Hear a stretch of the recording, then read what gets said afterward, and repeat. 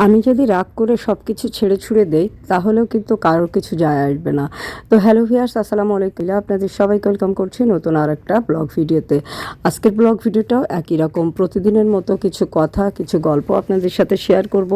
যদি ভালো লাগে শেষ পর্যন্ত শুনবেন।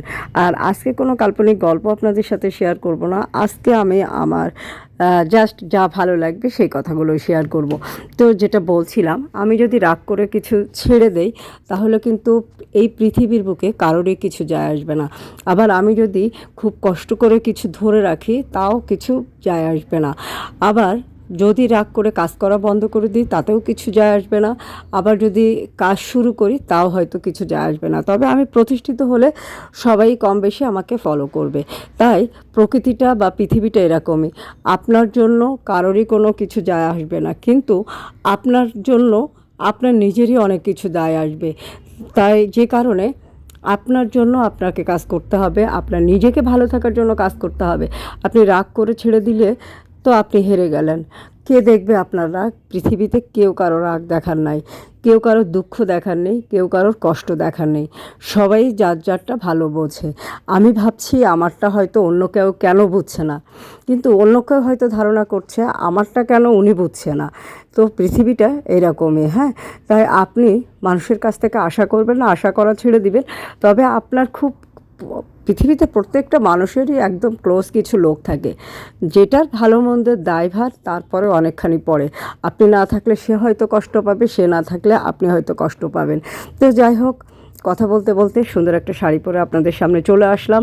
মন মাথা খুব বেশি ভালো নেই তাতে কী হয়েছে, কাজ তো করতে হবে। আমি রাগ করে কাজ ছেড়ে দিলেও কিছু হবে না, আবার না ধরে রাখলেও কিছু হবে না। তবে সফল যদি হই সেটা আমার উপকারে আসবে, আর যদি বিফল হই তাহলে দুঃখটা আমার একাই ভোগ করতে হবে।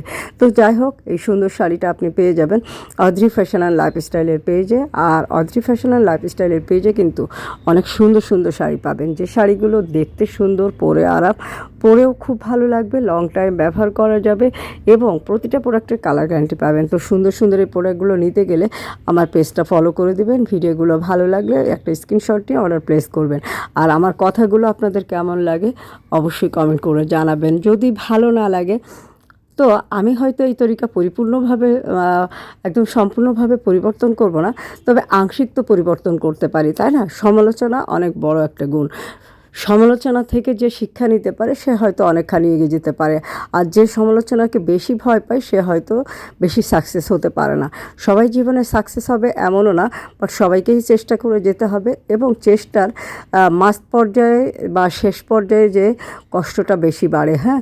তো কষ্টটা কিন্তু কখনোই ছেড়ে যাওয়া যাবে না, সেই কষ্টের কারণে আপনার পরিশ্রমটাকে বিফলে যাওয়া যাবে না। তো বন্ধুরা, আজকে আমি আমার সারাদিনের কার্যক্রম দেখে ফেললাম। একটু বাইরে গিয়েছিলাম, একটু ডাক্তারের অ্যাপয়েন্টমেন্ট ছিল, সেখান থেকে ডাক্তার দেখিয়ে বাসায় এসে একটা সুন্দর শাড়ি পরে লাইভ করলাম, তারপরে আবার খাওয়া দাওয়া করব। আর মাঝে মাঝে এরকম সুন্দর সুন্দর রান্নার ভিডিওগুলো বানিয়ে ফেলি। রান্নার ভিডিও বানাতে আমার খুবই ভালো লাগে, যদিও আমি সময়টা একটু কম করতে পারি। আর এটা অনেক ধৈর্যের একটা কাজ, গুছিয়ে গাছে পরিপাটিভাবে করতে হয়। তবে যারা করে তারা আসলেই অনেক বেশি ধৈর্যশীল। আর বিশেষ করে ফেসবুকের জন্য যারা কাজ করে তারা কম বেশি সবাই অনেক বেশি ধৈর্যশীল। আর মানুষ এখন আসলে অনেক বেশি ধৈর্যশীল হয়েও গিয়েছে, কিছু করার নেই, হ্যাঁ। বর্তমান পরিস্থিতিকে সামাল দিতে যেয়ে সবাইকেই ধৈর্যশীল হতে হয়। তো আজকের ভিডিওটা শেষের দিকে, আজকের ভিডিওটা বা কথাগুলো কেমন লাগলো কমেন্ট করে জানাবেন। ভালো থাকবেন, আল্লাহ হাফেজ, আসসালামু আলাইকুম।